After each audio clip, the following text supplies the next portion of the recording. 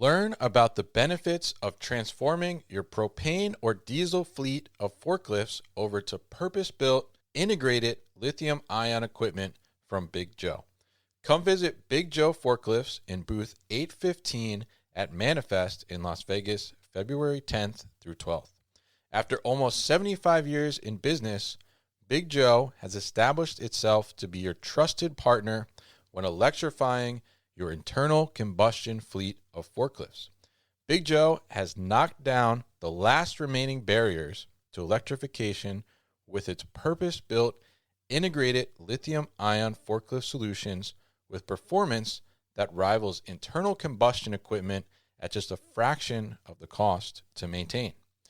Big Joe's broad line of counterbalance forklifts are built around an industrial-duty lithium-ion battery designed, manufactured, and supported all by Big Joe.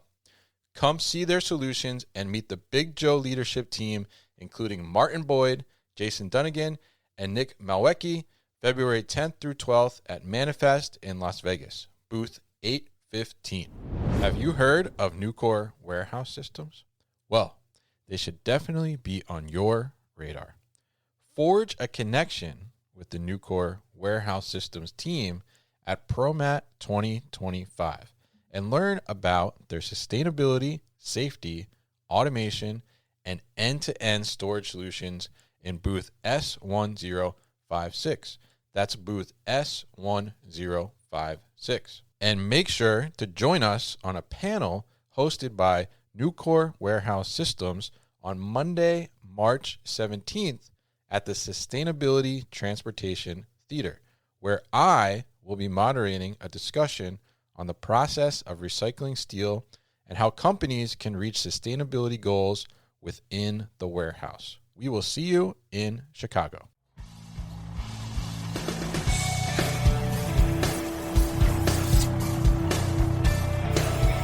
The New Warehouse Podcast, hosted by Kevin Lawton, is your source for insights and ideas from the distribution, transportation, and logistics industry. A new episode every Monday morning brings you the latest from industry experts and thought leaders. And now, here's Kevin.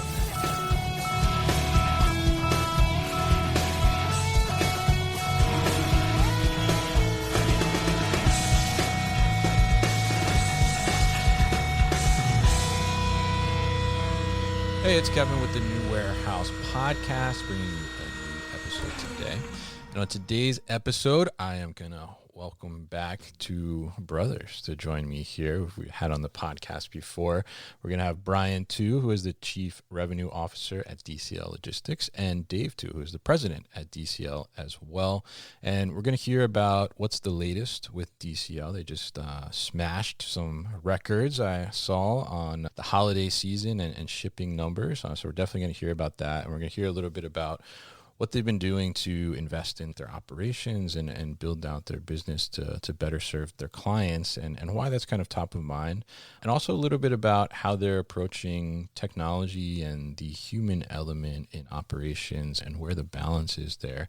And we'll also get their thoughts on, what people should be paying attention to in 2025 when it comes to operations. So Brian and Dave, welcome back to the show. How are you both? Great. Thanks for having us. Good. Thanks for having us, Kevin, again. Nice to be back on.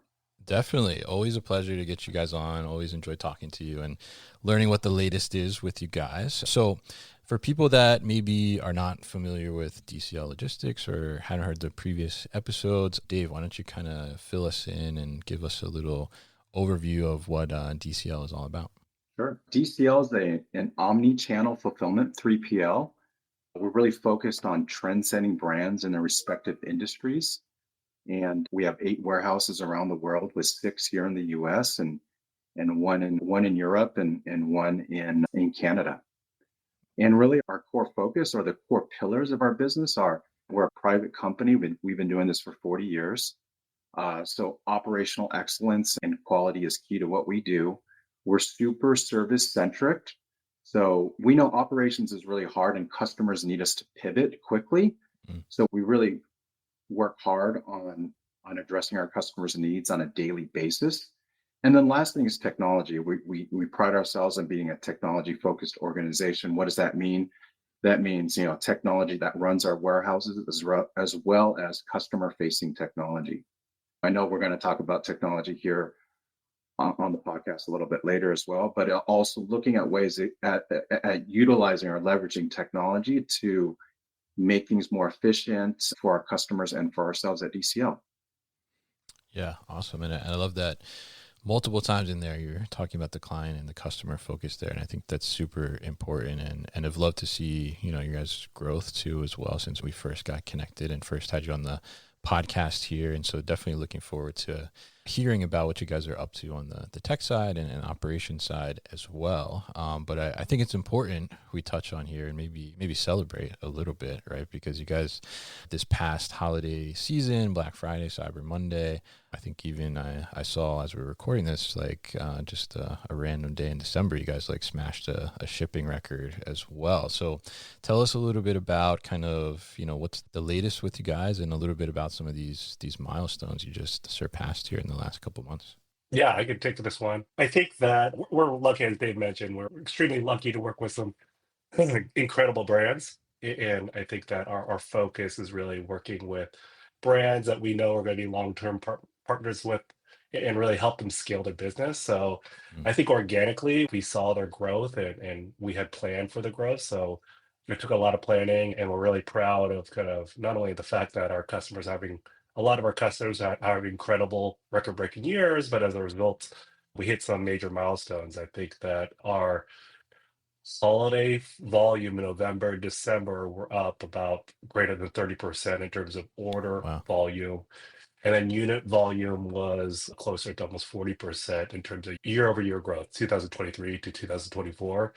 So I think that our team has done an incredible job in terms of preparation for that type of growth. And I think in collaboration with our customers, we weren't really surprised because we're in lockstep with them in terms of what they're expecting and our ability to execute on that volume. Yeah, that's great. And definitely huge growth there. And that's awesome to see. And it's awesome to hear too that you were so kind of dialed in, right? And already planning for this and ready for the growth. Because I think sometimes, you hear we just had this crazy growth and we weren't ready, but we got to figure it out now, right? But it sounds like you guys already had it figured out ahead of time, which I think is a really great thing. So I guess in that sense, from a planning perspective and a preparation perspective, which sounds like you guys for 2024 were definitely dialed in there. As we look at 2025, I mean, how are you preparing for kind of this year ahead? Kevin, I think it's always kind of this similar blueprint every year. The planning starts a year ahead. So you have to start planning for that peak volume a year ahead. And it's always the same things, or it's always very similar themes. It's space. Do you have enough space to allow your customers to grow into? And then it's also mechanical capacity. So how much throughput is your operation able to push through within a one shift operation, a 2-shift operation, a 7-day operation? So it's those things that you have to plan around. So space, technology, and then there's the people aspect of it as well. And I think, as we alluded to earlier, is we have to be super customer centric. So it's understanding what our customer needs are and kind of being in lockstep with them and understanding what their forecasts are and what their demands are. So we do that very early in the year. So we understand kind of what are your peak season plans and what kind of promotions or discounting you're going to do, during the peak season. And I think, as we all know, peak season started a little bit earlier than in years previous.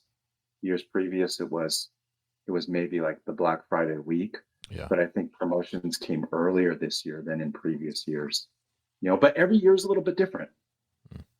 Yeah, definitely. And I'm curious your thoughts on that, because I noticed that too, that it was kind of there was certainly some discussion. I did see some people that are oh, Black Friday is back to what it used to be. But then certainly you see these brands now too, I think, that are in a way maybe trying to differentiate themselves, right? Let's do a pre-Black Friday sale or an early Black Friday sale. So what do you see there in terms of maybe from the brands you're working with or just the market in general? Is that something that you think is going to stick and is going to be ongoing, and it's going to be a little extended than typically we would see?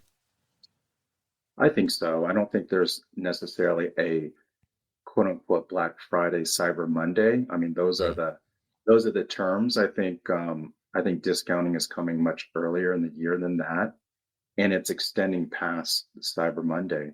I mean, as you saw, we just had we had a record breaking shipping day on the Cyber Monday day, mm, and then we actually eclipsed that record breaking day 2 weeks later, actually this past Monday. yeah. And it's like it's because discounting is happening like far into December, and the brands are wanting to take advantage of that earlier and also later. Yeah. And one thing I should point out is that there are multiple peaks throughout the year now. So Mm, dependent on vertical, depending on category, and people are building around.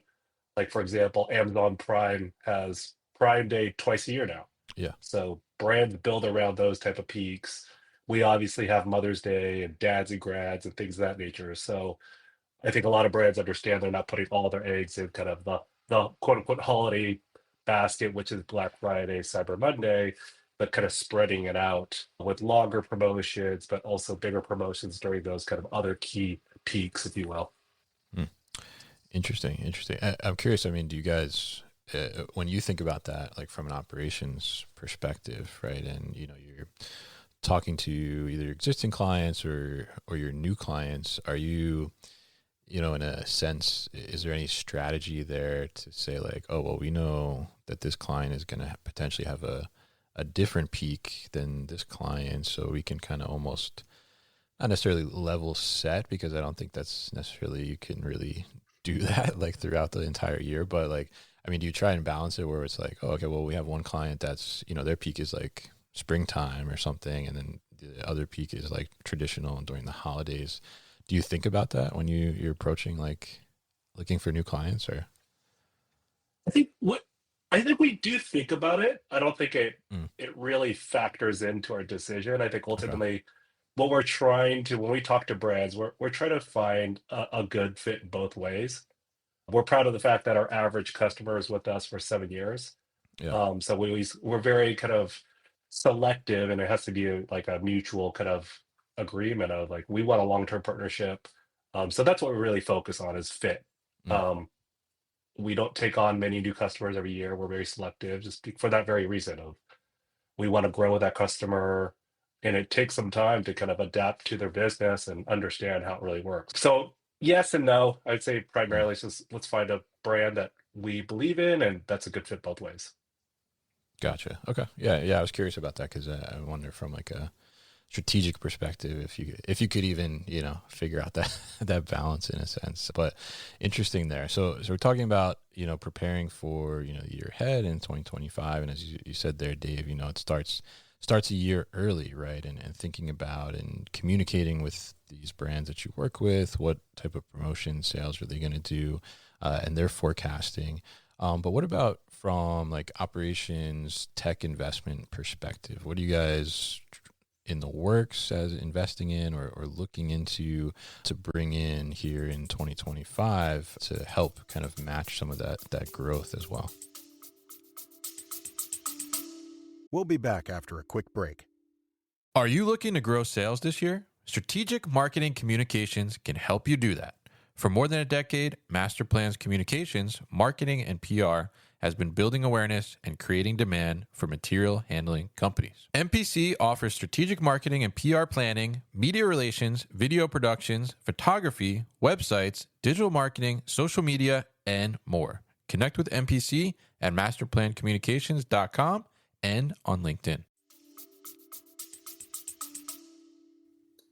Yeah, I think it's an interesting question. I think as a 3PL, 3PLs are difficult, right? Because we represent many different brands. We don't represent our own. So in a lot of ways, as the 3PL, you're balancing the needs of 70 different customers with different Mm, product sets and different kind of packaging attributes. We don't always have control over the products that are being kind of received into the warehouse or introduced by the brands to us. So, and the contracts could be short-term contracts, so in a lot of ways, you don't have a lot of control. So you have to standardize as much as you can and balance their needs. With that being said, you have to look at ways to invest where you can in technology because labor is rising. As you know, labor costs continue to increase in the US. And so there's labor costs and there's also warehouse costs, Mm. as some of the biggest cost elements of any business. So from a warehousing perspective, things are really expensive. Industrial real estate is just coming off the peak in its history. So how do you maximize and plan for the space that we have appropriately and optimize that space? That's really important. You want to plan to have enough space for the brands that are coming in, Mm. but you don't want to take on too much space because you'll be saddled with those costs, right? Yeah. And then to your point about technology, we're always looking for ways to get more efficient in the warehouse, and that's in order for us to decrease the labor costs, not only looking backwards and seeing, hey, how can we invest in technology that's going to decrease our labor costs? But as the business expands, it's going to be even more important because our business will continue to get more complex. We're bringing in more SKUs, we're bringing in more volume. So you want to kind of mitigate those rising costs that you will need in the future. Mm. So it's kind of like you look at a return on investment in technology, like you can look backwards, but you also have to look at your businesses. Our business is going to continue to grow and it's going to get more complex. So we need the technology that's going to grow with us. I think one of the areas we're also looking at is shipping Okay. costs. Hence, we have a big project in 2025 looking at a new transportation management system. So that's really important because shipping costs is a big part of our customers' cost of goods. It's a Yeah. big cost component of DCL, and it's a big cost component of our brands. And ultimately consumers pay for that, right? So that's one of our biggest projects for 2025. Yeah, I think Dave kind of nailed it in terms of we recognize that it is 50 to 60% of our customers' fulfillment spend and Mm. shipping and fulfillment combined. And the landscape for carriers has changed drastically over the last 10 to 15 years. I think 15 years ago, there's only a handful of large carriers for e-commerce, and that is expanding exponentially. So a lot more choice and leveraging technology in the form of TMS to tap into more carriers in real time Mm. is going to be imperative to kind of support our customers to keep costs lower, but also provide more predictable transit time. So it's a combination of cost control, but it's also a combination of just overall customer experience. Is my product going to arrive when you say it's going to arrive 2 to 3 days?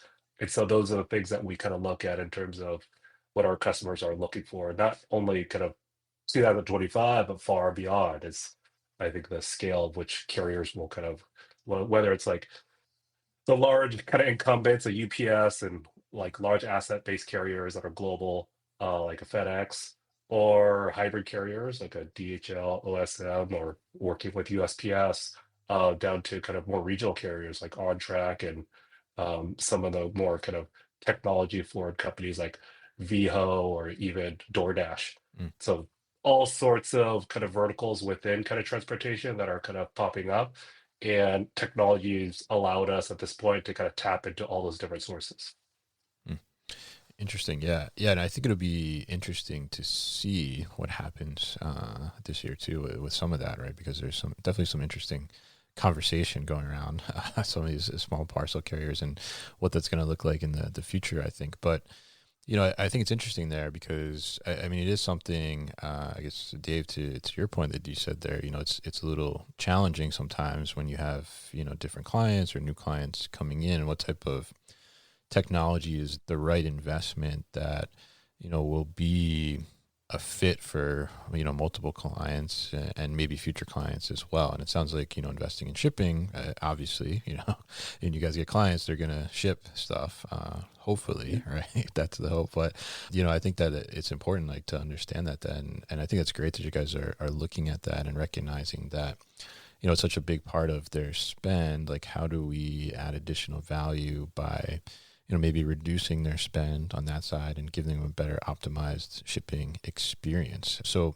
I guess on that side too, I mean, Brian, you mentioned there a couple of the more like regional ones too. And, obviously some of them are focused on like faster delivery, but what are you seeing from, I guess, the brands that you work with and their customers? What, from like a shipping perspective, what is really important to them? Because I think, I've been having some conversations and I've certainly heard some other things where, the idea of speed is not necessarily like the priority all the time now. So I'm curious, what are you guys hearing on that side of things? Yeah, I think customers and brands, I think several years ago, I think they'd be more specific of the types of carriers they work with. So Mm, they wanted to know that a UPS or FedEx or maybe some of the bigger brands were delivering their packages. But more and more brands are becoming kind of more carrier agnostic as long as it gets delivered in a cost-effective manner. But I think it's being cost effective. I want to say the cheapest, but being cost effective and mm, mindful of costs, but also delivering at a predictable speed. So it could be mm, slower, but you want to know that the package is going to arrive in 5 days or 3 days.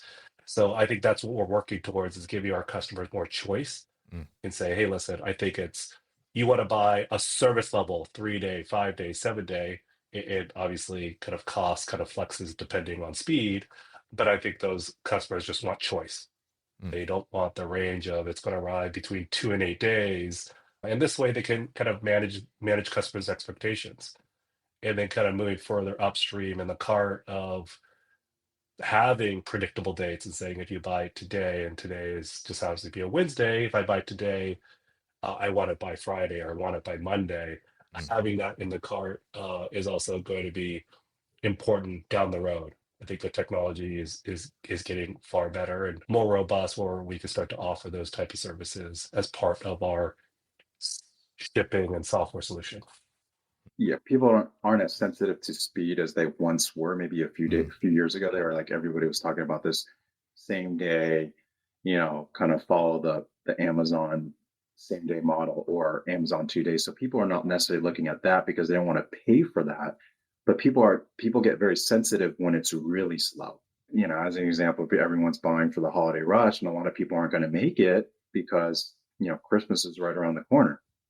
So people don't mind waiting. They just don't want to wait too long. yeah. So you need shipping, so the point is you're really looking at leverage shipping technology that's going to have more predictable outcomes at a cost effective rate, or a predictable cost effective rate for brands is really what they're looking for. Mm. You know.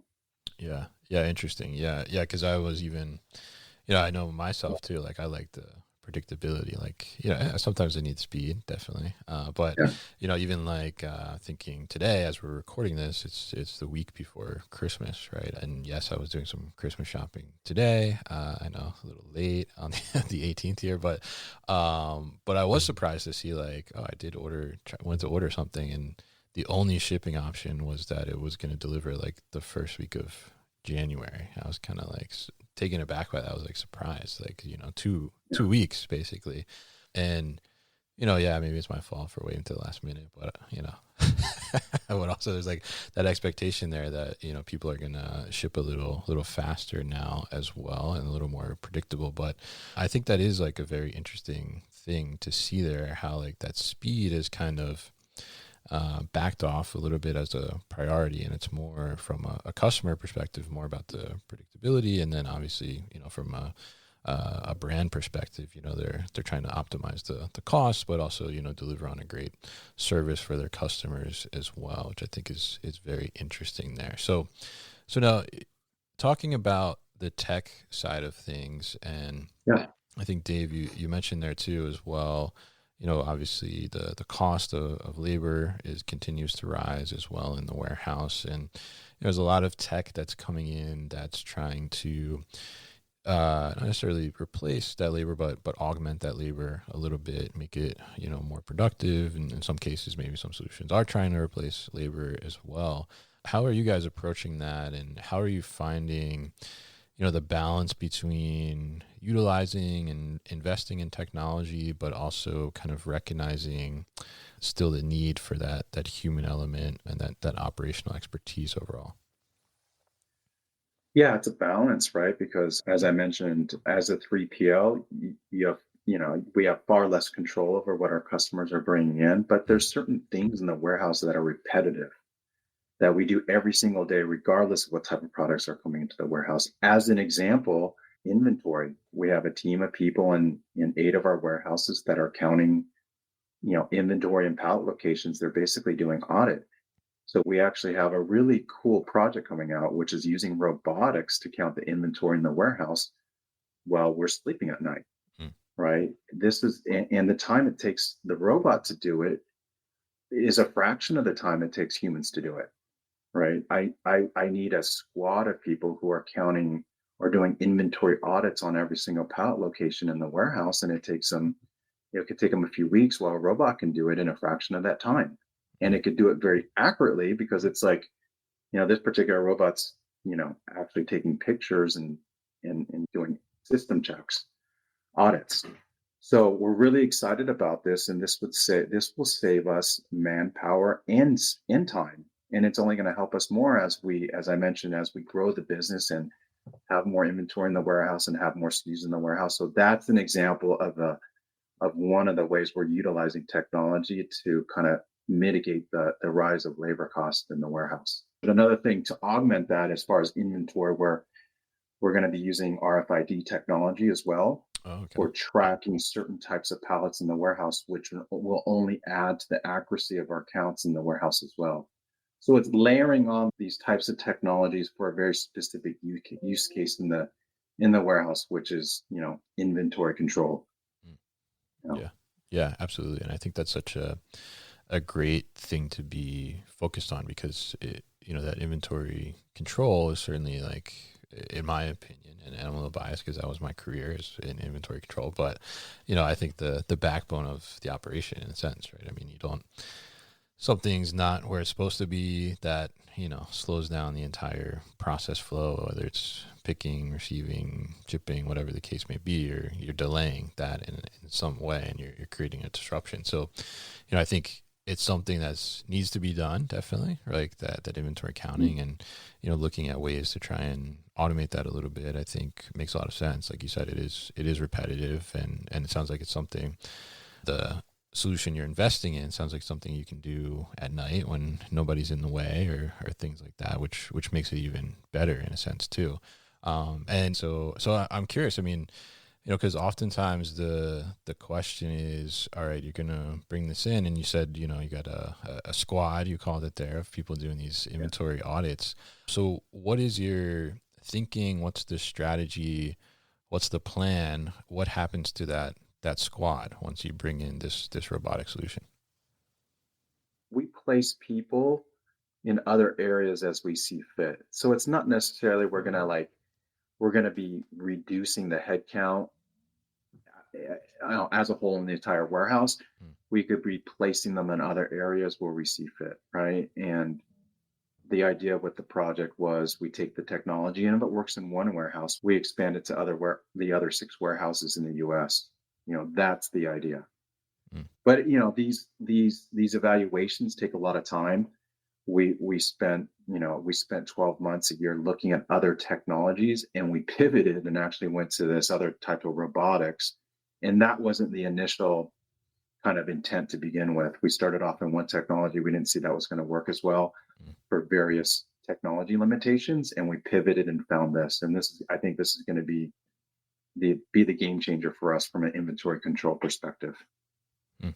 Interesting. Yeah. Yeah. Yeah, I love it. And definitely, looking forward to seeing how that works out, and hopefully it does work out, and you guys can expand into those other facilities. And yeah, maybe we'll do a little inventory focused update later in the year to talk a little bit about that. So very interesting to hear kind of the approach there. And I think very, very thoughtful, I think, is, I find that you guys always are in terms of what you're deciding to do, and the strategy around that, and being able to do that. So as we kind of look towards the future here? I mean, we know a little bit about what you guys are doing, what you're looking at, what's top of mind for you. But, for people in the industry in general, maybe they're, looking to continue to scale or grow, or, just starting out in the recent years or last year, or just starting this year, in a sense. What would you guys say that people in the warehousing industry right now in 2025 should be focused on and thinking about? I think from a warehouse operator perspective, it's getting the right amount of space and getting the right space, right? Space is really expensive. As I mentioned, it's at an all-time high. We're just coming off an all-time high in the history of real estate. So getting the right amount of space in the proper places strategically for your clients is really important. So that, and like understanding kind of where your technology needs are needed, where the investing in technology is needed. I mentioned about inventory control, but there's other areas of the warehouse that are very repetitive. Mm. As an example, one of the areas that we're targeting as well is box making. Box making is a very tedious task, kind of gets swept under the rug and put in the corner of the warehouse, and people are making boxes, but it's a big cost component of what we do. Yeah. So we're looking at ways there to like automate the box making as much as possible. We don't clearly have a solution yet, but we're exploring that part of the warehouse. There's other places in the warehouse that we're also exploring. There's depalletization technology. There's AMRs. There's robots that do piece picking or do kitting and value-added services.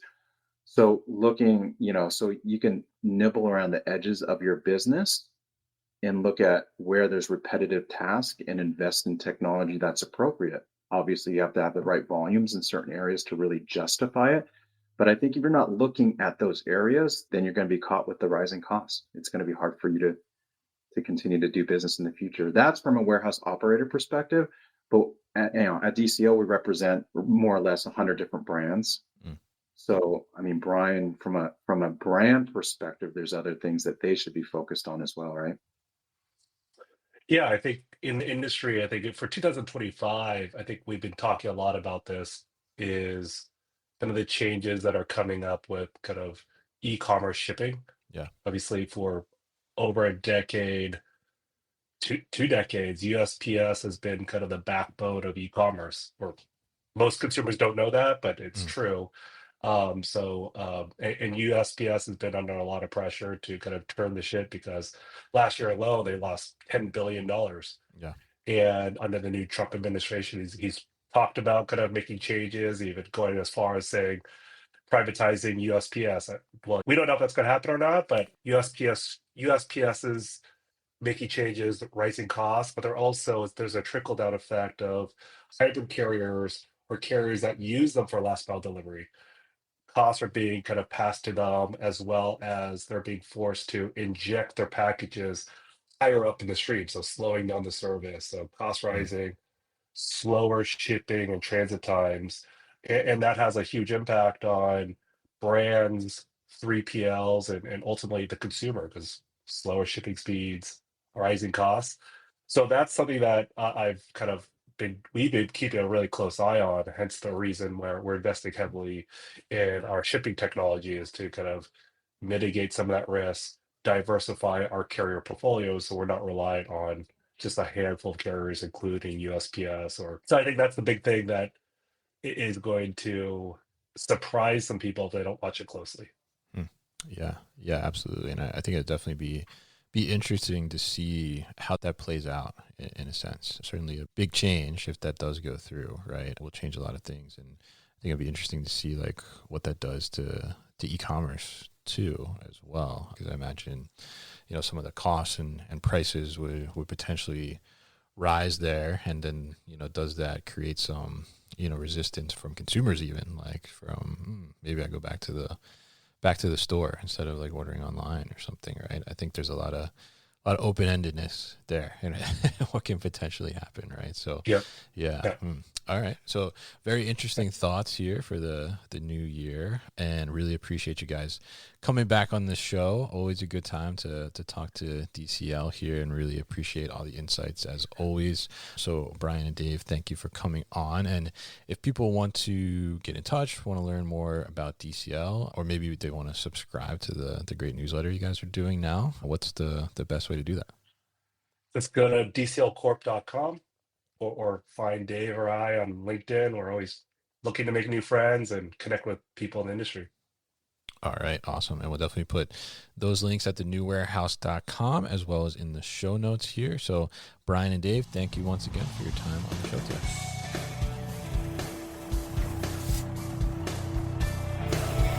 You've been listening to the New Warehouse Podcast with Kevin Lawton. Subscribe and check us out online at thenewwarehouse.com.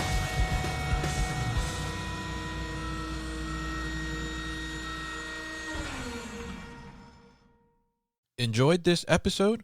Make sure you are subscribed to the podcast, and for more content from the New Warehouse, find us on LinkedIn and YouTube. Links to subscribe can be found in the show notes, and for everything The New Warehouse, head to thenewwarehouse.com.